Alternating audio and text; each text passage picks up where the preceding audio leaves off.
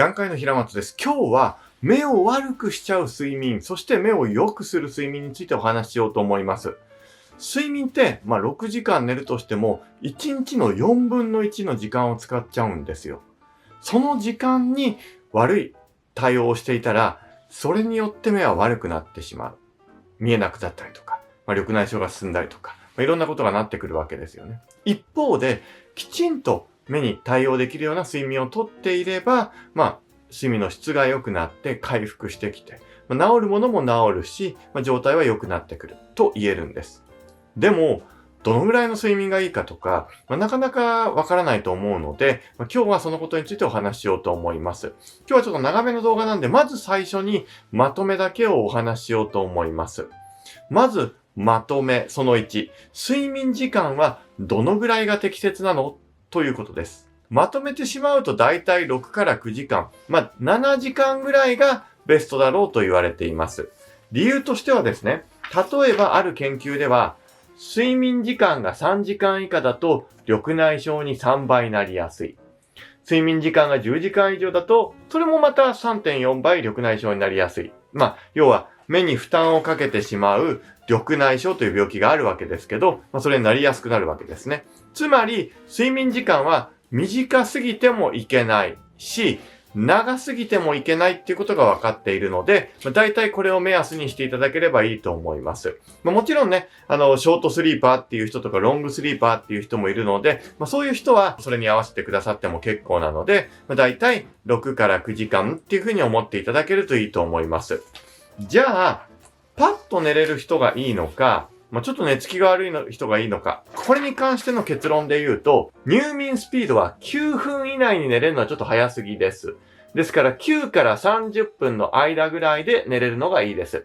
9分以内に寝れる人は2倍緑内障になりやすい。30分以上寝つきが悪くてかかっちゃうのは 2.3 倍緑内障に悪いと言われているので、9分から30分ぐらいがいいだろうと。とはいえ、自分に合った睡眠とかわからないよっていう人の場合は、ちょっとこれなかなか難しいんです。僕もね、まだ実践はできていないんですけど、一つの方法としては、数日間、できれば3日か4日、思いっきり寝れる日っていうのを作ってほしいんです。お正月とかそれでいいので。で、お酒とか飲まないで、寝て、普通の時間に寝ていただいて、朝、目覚ましをかけないで起きていただきたいんです。例えば、今日、じゃあ目覚ましかけないで寝ました。明日、9時間寝ました。結構寝たなって感じになるじゃないですか。で、次の日寝ました。次8時間ぐらいでした。そしたら次の日寝ました。8時間ぐらいでした。ってなると、その人のベスト睡眠は8時間ぐらいだなって分かってくるんですね。睡眠負債と言って、あんまり寝てない人っていうのは、結構さっき言った9分以内すぐに寝れちゃうんです。その睡眠負債が溜まってると、最初一生懸命寝ても結構寝れてしまう。で、普通に戻ってくる。こんな感じになりますので、3日ぐらい思いっきり寝て、それで自然と目覚めた時間があなたの適切な睡眠時間って思っていただけるといいかなっていうふうに思います。でも、わかりにくいですよね。実際、そこまでの時間は取れるかっていうと、なかなか厳しいです。なので、6時間から9時間っていうのを一つの参考にしていただけるといいかなっていうふうに思います。あとはですね、睡眠の方向ですね。上向き、または横向き。これがベストです。いけないのは、下向きに寝ることで、うつ伏せに寝ることはお勧めできません。これは、眼科的にプローンポジションテストとかも言うんですけど、うつ伏せにすると、目の圧力、眼圧が上がるっていうね、そういうのがあるんですよ。だから、あんまり下向きに寝ることはお勧めできませんね。睡眠時無呼吸症候群といって、いびきをかいたり、息が止まってしまう人は、それはきちんと適切に治療を受けないと、これまた緑内障などの病気になりやすいです。睡眠薬は飲んでいいんですかとよく聞かれるんですけども、閉塞空角緑内障というね、特殊なタイプとかで、主治医からダメと言われている人以外は問題ないです。ただし、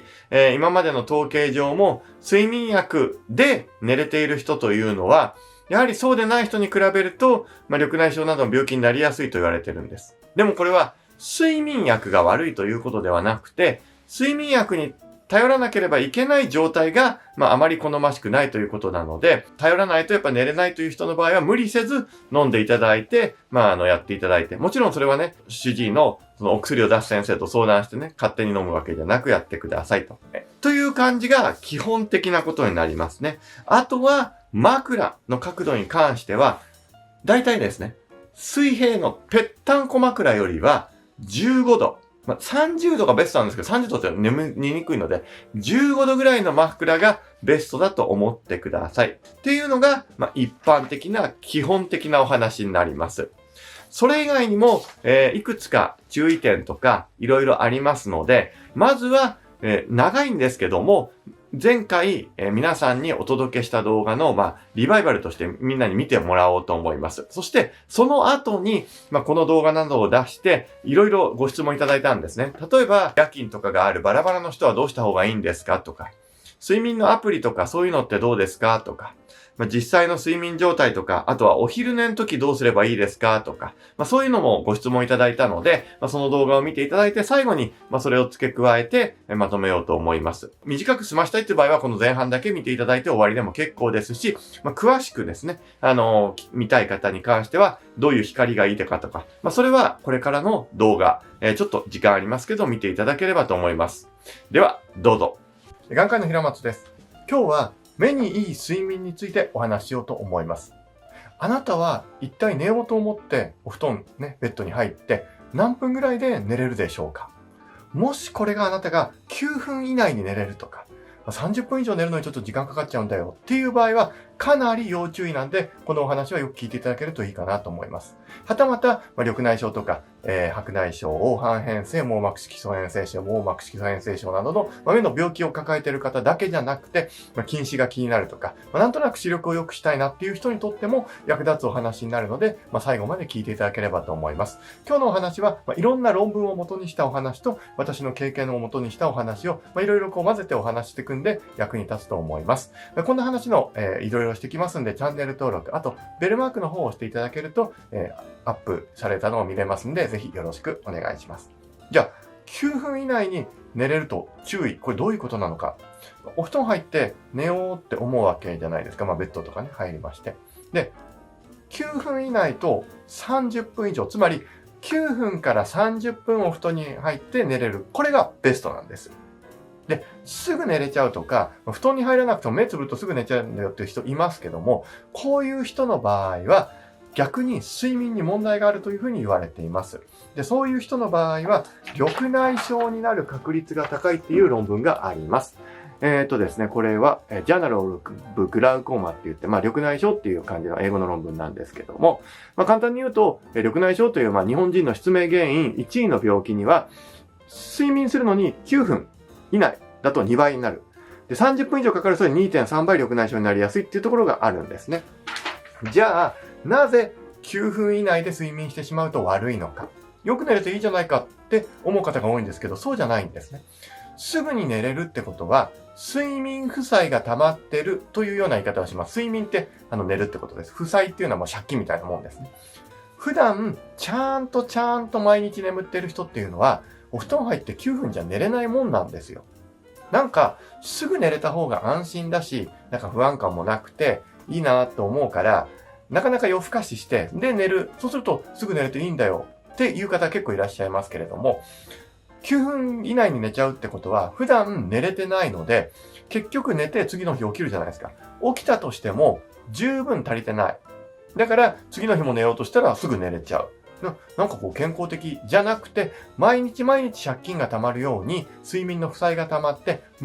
もちろんね、体も全体もそうですけど、目にダメージが溜まっちゃうんですね。それも緑内障だけじゃなくて、血流の悪くなる色素変性症だったり、いろんな病気に対してもいいとは言える状態ではないので、基本的にはきっちりと睡眠をとっていただいて、すぐには寝れないようにするというかな。ある程度、十分にね、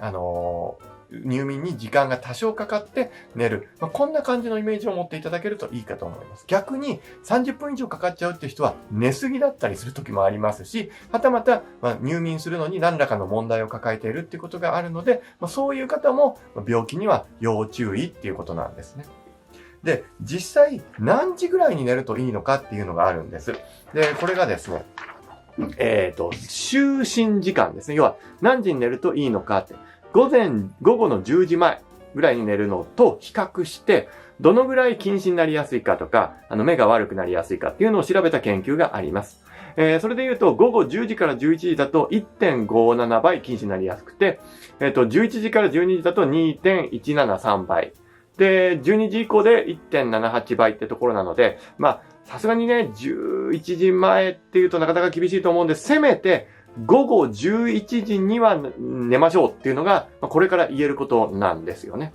つまり、近視の進行の抑制という意味で言うと、11時ぐらいには寝るっていうふうに思っていただければ、ぴったりじゃなくてもいいですし、毎日じゃなくてもいいんですけれども、その方がいいんじゃないかなっていうふうには言われているんで、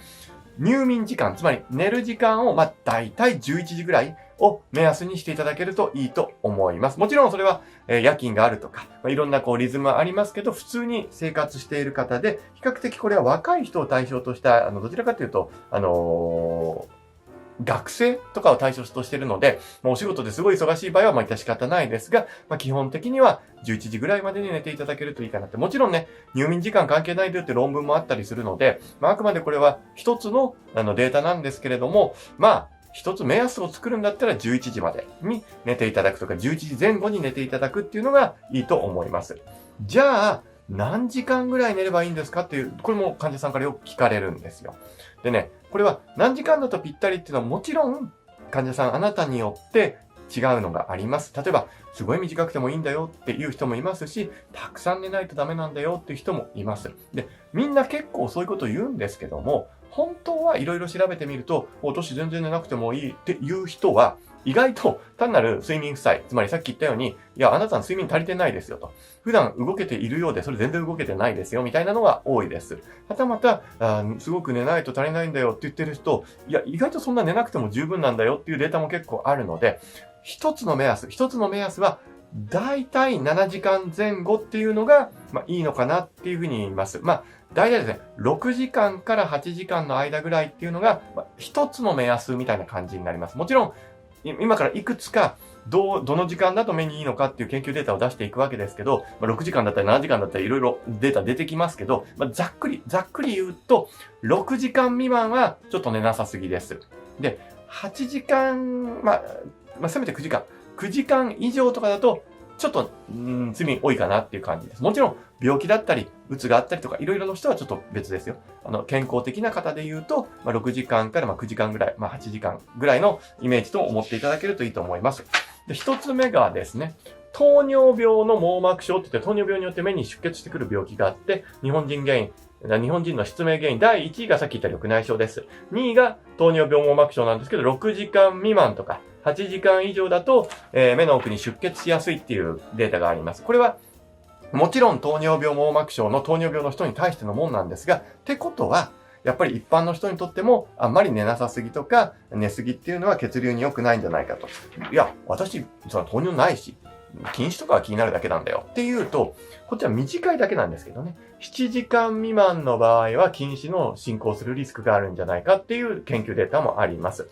ですから、7時間未満、だから6時間、一つは7時間、6時間、ここら辺が目安になってって感じと思いますと。じゃあ、一番心配な、いわゆる失明原因1位の緑内障はどうなのっていうと、だいたい9時間以上とか7時間未満は要注意って感じなんですね。これらを考えてみると、やっぱり6時間から8、9時間、6時間から9時間の間ぐらいに寝ると、いいのかなと。もちろん研究によって今7時間だったり6時間だったりしてますけど、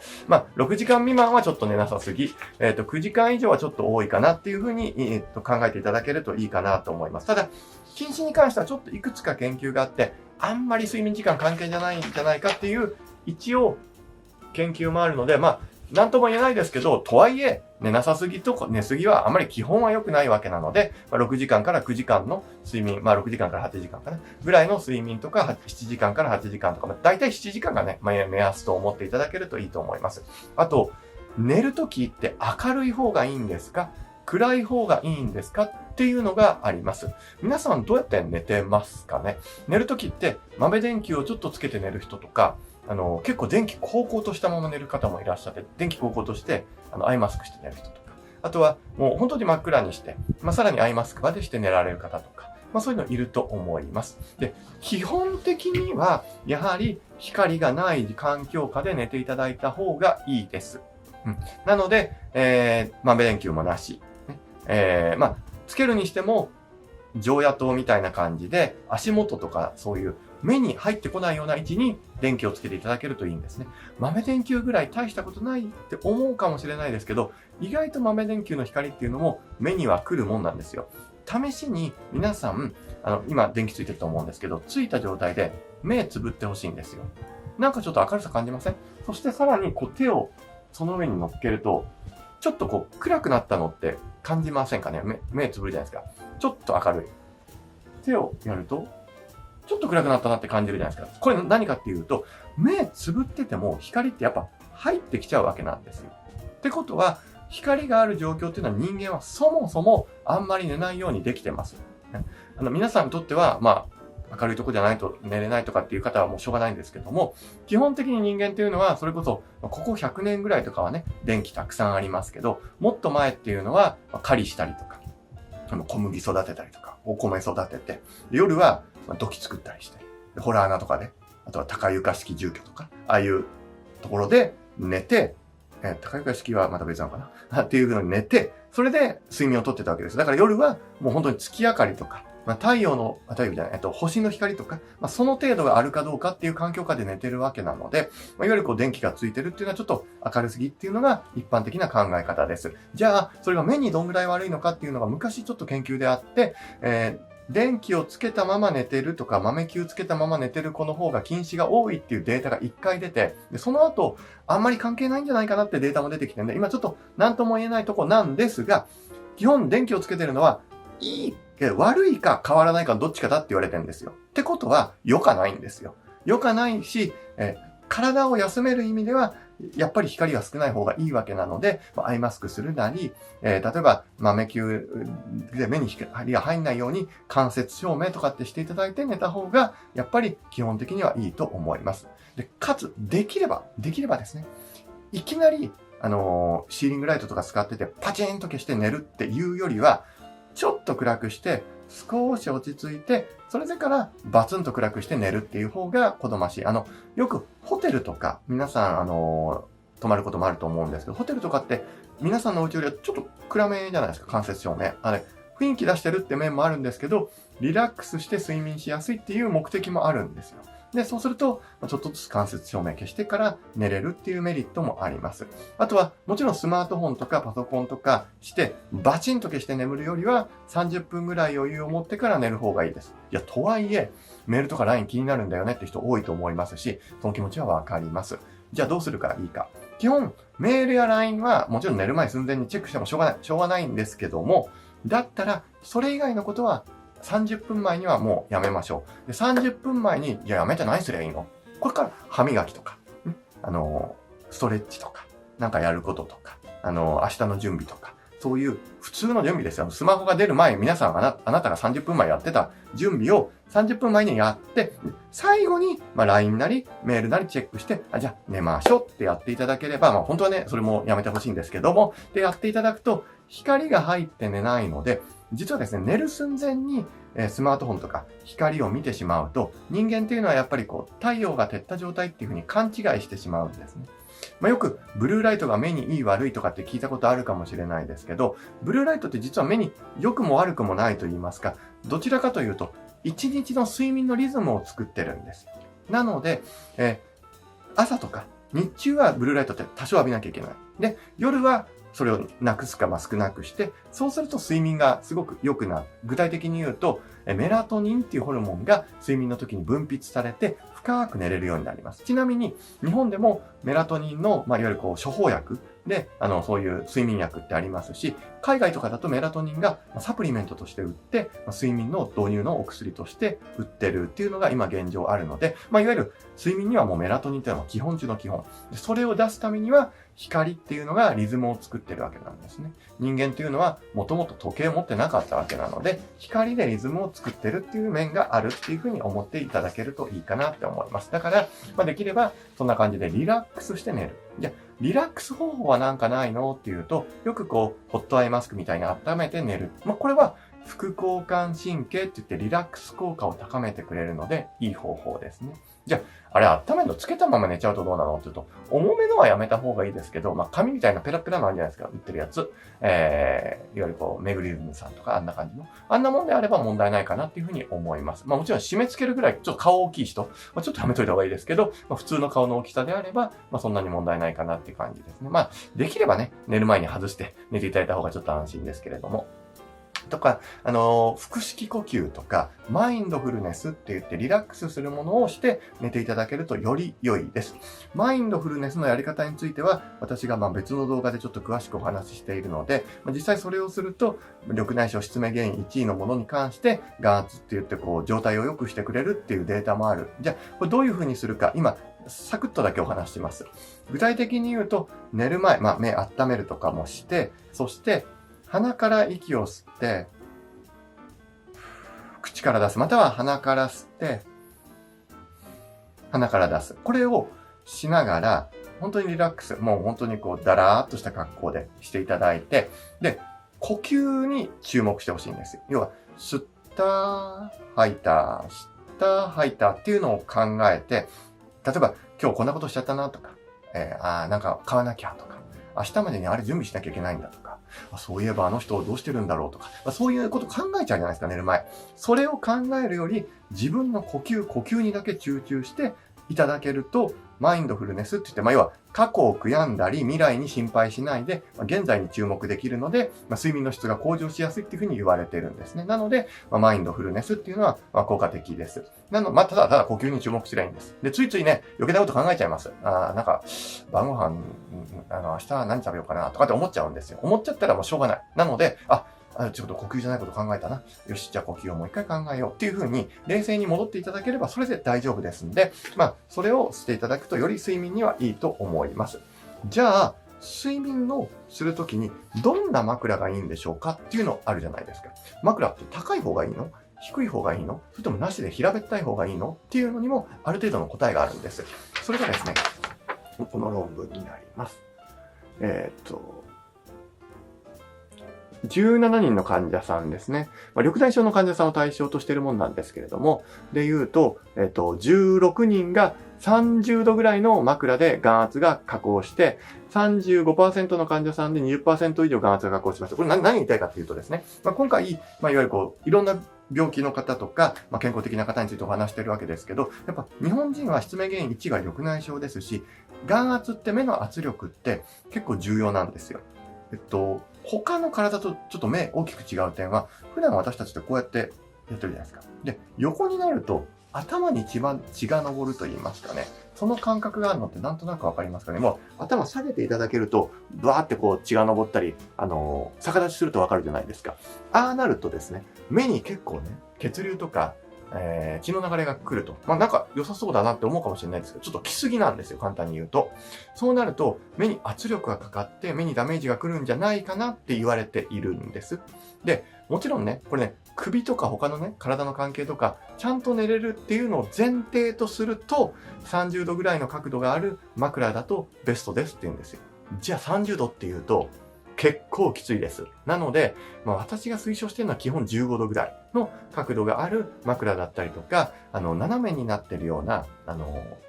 シートみたいなのがあるんですよ。特にね、逆流性食道炎って言って、寝てるとおえってきちゃう人いるんですよ。中のが出てくる感じの人。お酒飲んだ後とか良くなる人がいるんですけど、そういう人には特におすすめなんですけれども、15度ぐらい、傾けて寝れるとベストです。ただし、これ重要なのは、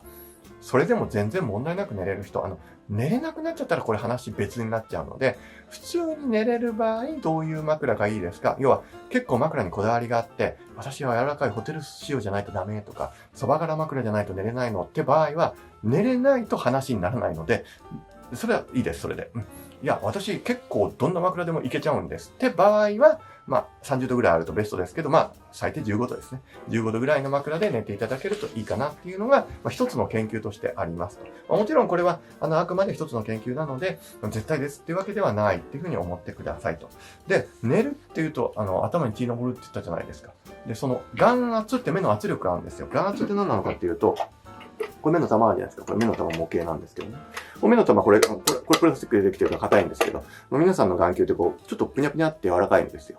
だいたい正常が10から20って圧力があります。それが 10% ぐらい上がりますね。2とかぐらいとか4とかぐらい眼圧が上がっちゃうっていうふうに言われているんですよ。要は、こうやってやってると血流がこうやって下から来るだけじゃなくて、寝ると体からビヨーっと血流が来て血が溜まっちゃって、要は足とかって立ってるとむくむじゃないですか。寝ると、それがスーッとなる。で、その分頭に来る。こんな感じで圧力がちょっと来ちゃいますよってことですね。で、かつ、目を押しちゃうような体勢っていうのはやっぱ良くないですね。だから、よく、たまにですね、こうやって、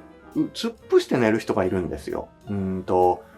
お昼寝の時とかそういう方もいらっしゃいますよね。突っ伏してお昼寝して、ガツッと寝ちゃう。で、その時に、頭とかで押さえてりゃいいんですけど、目のところでこうやって目を押しちゃう人っているじゃないですか。これ結構要注意です。こうすると、だいたい眼圧っていうのは20とかから40まで上がることがある。さっき正常が10から20って言ったじゃないですか。40って言ったら倍ですよね。血圧で言うと、300、400になったみたいなイメージですから、良くないのは当たり前ですね。要は、皆さん寝ながらにして眼球グリグリ押してるような状態なので、当たり前ですけど良くないんですよ。だから、お昼寝するときとか、こうやるときとかは、それ用の枕使ったりとか、できれば目押さないような手のうまい位置をしたりとか、座ったままクワッと寝るとか、そんな感じで、うまいこと目を押さないようにしていただいた方がいいです。もちろん、普通に寝るときも枕で押すのがあんまり良くないんですよ。これももう言われてて、例えば、あなたが何らかの病気、緑内障だったり、色素変性症、いろんな病気ありますよ。で、場合、特に緑内障に関しての論文なんですけども、下側にした方の目が悪くなりやすいっていう研究なんです。この研究によると、右下にして寝る人と左下にして寝る人、どっちが多いっていう研究なんですよ。あなたどっちで寝てます？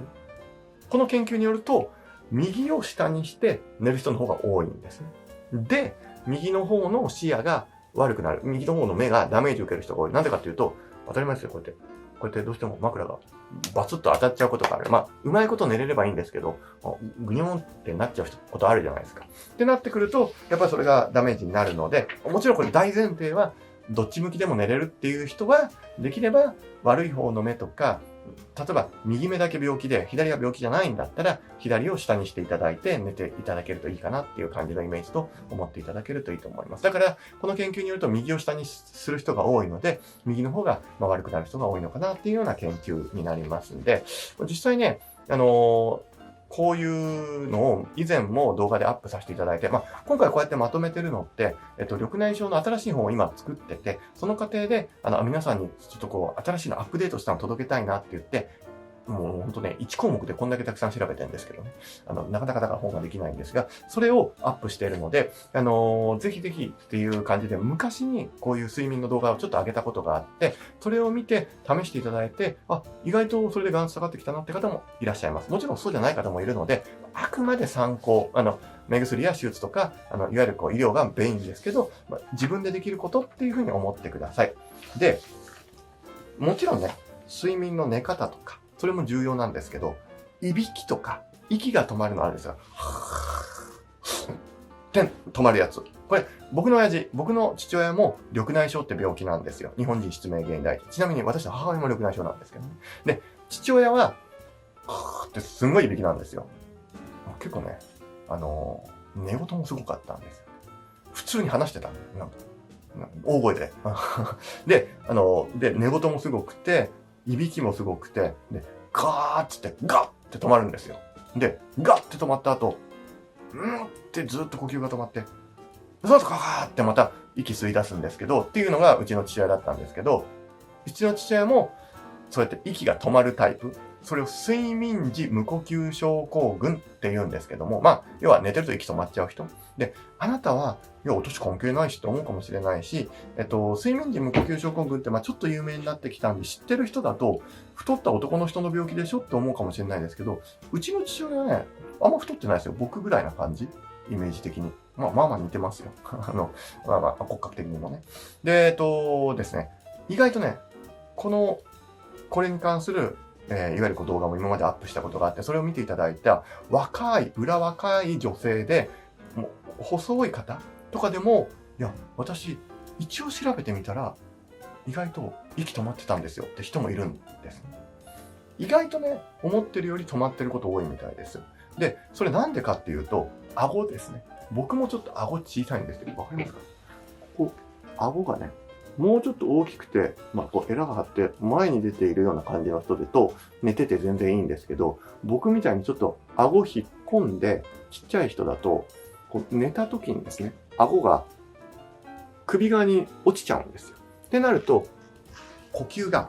こう悪くなって、睡眠の質が悪くなったり、息が止まったりしやすいと。そういう人はどうすればいいのかっていうと、きちんと治療を受けた方がいいです。これって治療の対象なんですよ。要は病気の一種なんですね。睡眠時無呼吸症候群っていうのは、いびきかいてで、それっていうのはね、結構簡単な寝てる時になんか器具をつける検査でわかる。うちの父親もそれで、一応調べてみて、つって調べたら、やっぱりそうですね、つって、今は CPAP って言って、酸素をプシューって、酸素っていうかね、空気を入れる機械で、結構ね、快調に寝れるようになって、今まで昼眠たそうにしたのがあんま眠たくならなくなってっていう、要は目だけの問題じゃなく、体全体に対してもいい効果が出てきたので、そういう意味で、睡眠時無呼吸症候群やいびきがかく方、または何らかの病気を抱えてて、緑内障だとか色素変性症だとか、黄斑変性とか、要は血流障害だとか、何らか糖尿病とか、で、方の場合は、チェックをお受けになっておいた方がいいと思います。それね、仮にね、目の病気はなかったとしても、睡眠時無呼吸を治しておくと、心臓の詰まりだとか、脳の詰まりだとか、出血だとか、そういうね、命に関わるようなのを抑えることもできるし、はたまた日中の眠気だとか、だるさだとか、集中できないとか、そういうのも改善することができるんで、ぜひぜひ、一回はチェック受ける。じゃあどこでチェックすればいいのっていうと、ネットで SAS とか SAS って調べるか、睡眠時無呼吸症候群で自分の近くを調べるとやってるところが出てきますし、あとはね、内科、呼吸器内科か耳鼻科さんに行くと、そういうのを検査受けられます。場合によってはネットとかでちょっと費用しちゃうけど、自宅で簡易検査キットみたいなのを送ってもらって簡易検査して送って怪しかったら受診しますみたいなそういうやり方もありなので、一回はやるといいと思います。で、実際、その睡眠時無呼吸症候群にあると緑内障の確率が 33%。日本人失明原因1位の病気ですね。4位の病気の加齢黄斑変性症、AMD って言うんですけどね、が 39% 増えるっていう研究も、これ2021年の研究ですね。最近の研究ですね。なんですけど、なので、あるので、で、糖尿病の方ですね。糖尿病の方も、そういうのがあると、糖尿病の黄斑浮腫 DME って僕が分かりで書いてあったんですけど、目の奥がむくみやすいっていうのがあるので、そういうふうに糖尿病がある方に関して言うと、やっぱりチェックはしといた方がいいと思います。で、もちろんね、睡眠がそれで普通に取れると、じゃあ不眠症の人はどうすればいいのっていうと、やっぱり不眠も加齢黄斑変性症っていう失明原因第4位の病気のリスクになってくるので、きっちりそれは、病院で、お治療を受けになった方がいいと思います。内科だったり、心療内科とか、あとはスリーピング、睡眠科っていうのが最近はあったりしますので、そういうところで、治療を受けていただけると、より良いなっていうふうに思いますね。で、結構逆に心配されるのは、睡眠薬飲んだら飲みすぎで逆に目に悪いんじゃないのって、そんなの聞いたことあるんだけど、ってよく聞かれます。実はね、それちょっとあるんですよ。でも、正直言うと、眠れないんだったら飲んだ方がいいし、もちろんそれは、きちんと治療して、睡眠を整えて、例えば眠りやすい環境を整えるだとか、きっちり運動するだとか、食事するだとか、そういうの全部整えても眠れないんだったら、やっぱお薬っていうのに頼るのは決して悪いことじゃないね。っていう大前提があるし、心の病気とかなんかあったら睡眠が最優先ですし、体の病気とかも考えて睡眠最優先なんで、あくまで参考として聞いてください。参考として聞いていただいて、年に 200mg 以上のゾルピデムって言って、日本でよく使われるマイスリとかっていうのね、入眠薬ですね、を使うと、緑内障って言ってね、日本人失明原因第一の病気のリスクが 19% 増加するっていうふうに言われてます。だから、だいたい、1錠 5mg なんで、年間で言うと、そうですね、40日ぐらい睡眠薬を飲んで寝る。だから具体的に言うと月3、4回飲む人はちょっとリスクがあるなっていう。だから週1ぐらいで飲んでる人はリスクがあるかなっていうような意味と思ってください。ただね、これ問題は飲んだのが悪かったのか、飲まなきゃいけない状態が悪かったのかはちょっと分かってないんですよ。ね。つまり、あんまり眠れてない人自体が緑内障とかいろんな病気を引き起こしやすいっていうのが前提にあるわけですよ。なので、飲んだのが悪かったのか、飲まなきゃいけない状態が悪かったのかわかんないので、だから飲まなきゃいけない状態の場合はあんまり気にしすぎず飲んだ方がいいし、要は40日以上飲んで初めてリスクがちょっとだけ上がるわけなんで、あんまり気にしなくていいかなっていうふうに飲んでいうふうにいただければなと思います。で、これ全体をバーっと話したんですけど、もう一回まとめると、近視の人に関して言うと、睡眠時間はやっぱり近視に限らず一通りほどほどの睡眠時間、7時間ぐらいが目安ですが、6時間から9時間ぐらい、6時間から8時間でもいいですけどね、ぐらいの睡眠時間を目安にしていただけるといいと思います。そして、寝るのがすぐ寝ちゃう人、ね、9分以内にポッと寝ちゃう人、これ要注意ってことですね。逆に、全然眠れないの、30分以上眠れないって人も、ちょっと要注意になってくるので、ずっと睡眠をちゃんと見た方がいいですと。でもって、そういうのをチェックしておいたりとか、寝方をチェックすることは、もちろん失明原因1位の緑内障だったりとか、2位の糖尿病網膜症だったりとか、3位の網膜色素変性症だったりとか、あとは4位の黄斑変性症だったりとか、あとは近視とか、5位は網脈絡膜変性で近視そのもんじゃないんですけどね、とかっていうのと、に関連してくるので、あなたの目を一生見えるようにする。目の失明をさせない意味でも、基本的に睡眠を、取ることは重要です。ですから、失明で第1位の緑内障だったりとか、2位の糖尿病網膜症、3位の、網膜色素変性症、4位の黄斑変性症だとか、はたまた、5位は近視そのもんじゃないですけど、近視の変から、いわゆる網脈絡面縮も含めて、睡眠というのはかなりあなたの目を一生守る上で重要です。で今、あなたは何の病気がなくても、今言った5つの病気って結構なりやすいわけですよ。例えば緑内障だったら70超えれば10人に1人あるわけですね。そう考えると、基本的には睡眠を気をつけていただけるとあなたの目を一生守れるので、失明させないためには睡眠を守っていただければと。じゃあ、どうすればいいか、入眠時間と、睡眠の時間というのは言いましたね。でもって、次の大切なこととしては、枕。これは可能ならっていう程度で思っていただいて、角度とか、目に当てないとか、あとは昼寝するとき目を当てないとか、っていうふうに気をつけていただけるといいかなっていうふうに思います。で、さらに言うんであると、呼吸が止まっちゃうとか、いびきを結構かいちゃうとか、いう方の場合は、ちゃんとそれのチェックをしていただいて、はたまた、睡眠剤を使う場合は、必要な分使ってくださって結構なので、もちろんね、使いすぎるとリスクはあるのかなって心配はあると思いますけど、使いすぎは良くないけれども、適切に処方された範囲内で使っていただく分は、あんまり気にせず使っていただいていいかなっていうふうに思います。で、こういう感じで睡眠の質が大切です。で、今回お話したのは睡眠が目にとっていいもので、緑内障とか全ての病気に対して言えることですね。で、他のところで栄養だったりとか、あとは生活の運動だったりとか、そういうのは随時アップしてますし、他の動画でいろいろお話してます。例えば、チョコレートはどうなのとか、ビールとかいわゆるお酒はどうなのとか、タバコは悪そうなのイメージすると思いますけど、日常生活どうなのとかっていうのも他の動画たくさんありますんで、見ていただけると、こういう風にしてると自分の目を守れるんだな、近視を悪くしないんだな、緑内障を悪くしないんだな、そういうのをチェックできるので、ぜひぜひ他の動画も見ていただければ幸いです。今後ともよろしくお願いします。というわけで見ていただいたんですが、とっても大切なことをね、もう一度言っておくと、いろいろね、睡眠についてお話してます。そんなに言われてもできないよって思うと思います。実際私も今日お話ししている内容を全てできてるわけではないです。可能な範囲でやっていますし、枕も15度はないかなってぐらい。15度で寝たこともあるんですけどね、ちょっと私寝にくいんですよね。なので、睡眠っていうのは一番はあなたが寝れることが大切なので、今日言ったのはあくまで参考としていただいて、自分が寝やすい睡眠で基本はいいです。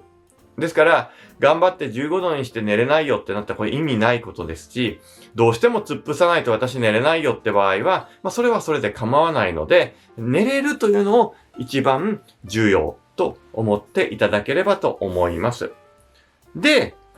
いただいた質問についてお答えしていこうと思います。お昼寝の時、こうやって突っ伏して寝ちゃうことがあるんですけど、これどうですかってことです。あまりお勧めできないです。なんでかっていうと、下向きに寝るのは良くないと言ったように、突っ伏すというのは、どうしても目に負担がかかってしまうんですね。眼球があって、眼球を、こう下にするような状態になります。そうすると、目の玉の中にある水晶体というレンズが、重みで落ちるような感じになっちゃう。となると、目の玉の中の水の流れが悪くなっちゃうんですね。いわゆる日本人の、最も避けたい病気、緑内障、失明原因第一位であるね、やっぱり眼圧というのを上げてしまうので、基本的にはお勧めできないよねっていうところがあります。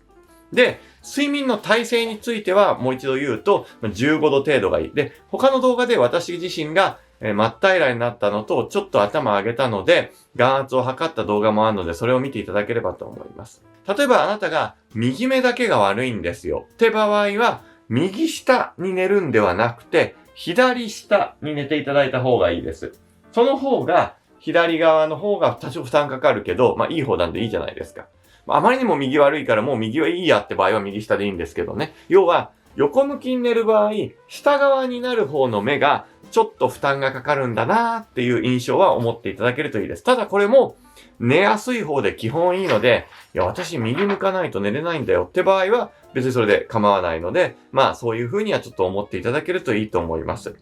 睡眠時無呼吸症候群。寝るときにどうしてもいびきをかいてしまったり呼吸が止まりやすい。太っている男性に一番多いですけど、女性とかでも顎小さい人になりやすい。僕の父親もね、睡眠時無呼吸傾向なので、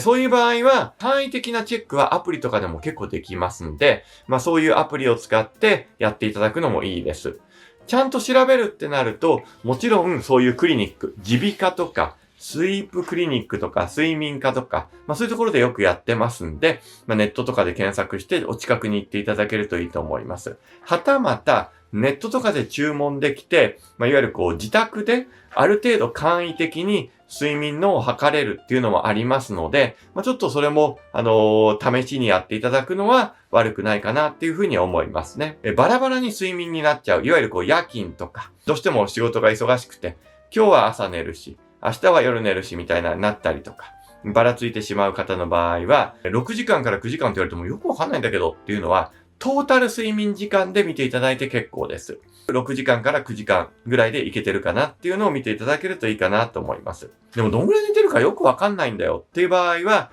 アプリとか、にそういうのはあったりしますし、こういうね、時計型の睡眠の計測器っていうのを使っていただけるといいと思います。有名なのが Apple Watch、そして Fitbit っていうのがあります。Apple Watch っていう方は、携帯、つまり iPhone との連携がいいのでいいんですけど、弱点は高いです。割に睡眠の計測の性能はちょっと低めっていう印象があります。メリットとしては、心臓止まったりしたら緊急連絡してくれたりもあるみたいなんで、そういう意味で Apple はいいかなと。もう一つが Fitbit って言って、私がそっちを使っているようにしたんですけれども、それですと、睡眠が比較的精度高くなったりとか、睡眠のスコアリングが出るので、あんた今日は何点ですみたいに言われるんですよ。なんでもっと頑張りましょうとか、頑張りましょうっていうのはもっとちゃんと寝ましょうとかね、言われたりするんで、非常に参考になったりするんで、実際私の睡眠ステージっていうのを、見ていただけると、こんな感じで、寝るとか寝てるとか起きてるっていうのも自動で計測されます。例えば私寝るとずーっと深い睡眠になって、浅くなってちょっと深め、浅くなってちょっと深め、浅くなってちょっと深めって感じで、トータル寝ている時間の中で起きちゃってるのが43分、11%。で、レム睡眠っていうね、軽い睡眠がだいたい1時間17分ですね。で、浅い眠りが3時間33分。どっぷり深い眠りは42分みたいな感じでステージングは出てくる。でこれは毎日計測は自動でされていくんですよ。っていう風にやっていただけると、どんぐらい寝れてるのかなっていうのが可視化できるので、それはそれでいいです。ただ、これね、逆にね、気になりすぎてダメな人もいるので、性格次第かなって思います。私はそうやって計測しても気にならなくて、参考になっていいよって人もいるし、なんか気になっちゃってすごい寝なきゃってなんですって人はやめといた方がいいです。っていう風に、睡眠を計測していただけるといいと思います。で、私の経験上も、やはり、睡眠不足で、悪くなっちゃう人、特に緑内障とか、色素変性症とか、いわゆる体全体から来るような病気の人ですね。の場合は、やっぱり睡眠不足で悪くなる人ってとっても多いです。なので、やっぱり睡眠はできる限り、きっちりとっていただくっていう風に気をつけた方がいいと思います。気をつけようはないんですけど、せめてできるんであれば、質の良い睡眠をとるってことですね。お部屋を暗くしたりだとか、いわゆる寝る前にアルコールを飲まないとか、寝る前にカフェインとか、そういうのを取らない。できれば午後ですね。2時以降ぐらいはカフェインは取るのは控えた方がいいと基本的に思っています。私も、午後2時を超えては、付き合いとかでね、誰かとコーヒー飲むときは飲みますけど、それ以外では飲まないというふうに基本的にしていますんで、皆さんもちょっとはそれは気をつけていただけるといいかなと思います。とはいえ睡眠って難しいので、何より気にしないで寝てほしいんですけど、一つの参考として、こういうことも頭に入れていただけると、あなたの目にとっていいですし、緑内障特にね、眼圧は寝てる時って上がりやすいですから、ちょっと気をつけていただくだけであなたの眼圧は上がれなくて、そして、失明を防げる。ね、一生見える状態をあなたを作ってほしいんですよ。で、そんな気にしたくないっていう人は別にいいんですけども、ちょっとでもっていう場合は、今日お話しした中の一つでいいね。一つでいいから、ちょっとやってみるっていう風に考えていただけるといいかなっていう風に思います。こんな感じでいろいろアップしてきますんで、今後ともよろしくお願いします。